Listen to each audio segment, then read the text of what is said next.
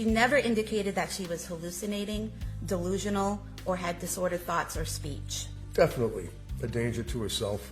Massachusetts mom Lindsay Clancy allegedly killed her 3 young kids.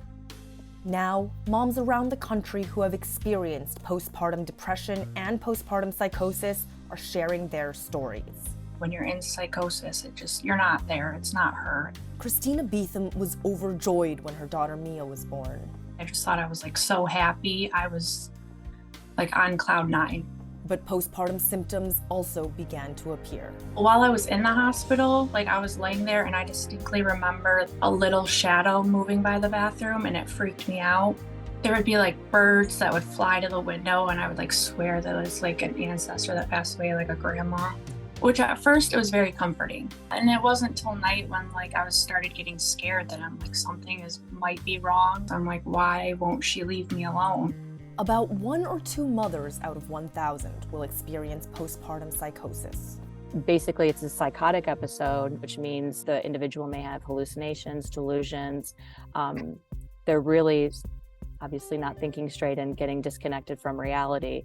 Christina's friend and husband brought her to a psychiatric hospital as an involuntary patient, but she didn't realize anything was wrong until days into her stay.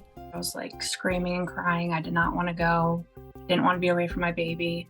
I was very fighting it because when you're in psychosis, you're what's wrong with you? Why can't you just be happy for me?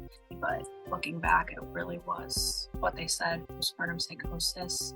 Dr. Pagato explains that hormone changes and life changes may cause postpartum symptoms.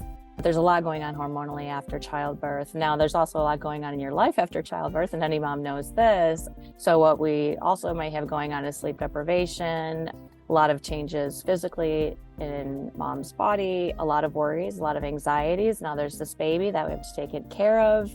After giving birth to her daughter, Dr. Pagato experienced postpartum depression firsthand. I should be happy, and why do I feel this way? Why aren't I more excited? Why do I feel like I want to run away from all of this? Like Christina, Dr. Pagato was not aware something was wrong until later. I've experienced depression before. It felt very different. When you're in the middle of it, it's hard to see. And I'm a psychologist, I should be able to see.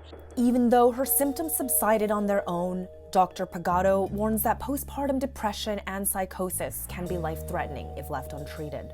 It can get quite severe where a person may actually experience suicidal ideation or, actually make an attempt of suicide. When you're delusional, you may think, for example, that somebody is going to kill you if you don't do something. You'll hear voices that are telling you things.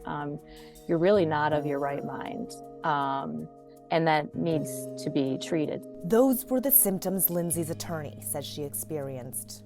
When the delusional or the psychotic episode passes, people will resume their right mind and actually sometimes be very, very shocked at what they've done. Lindsay has been charged with the murder and strangulation of her 3 kids.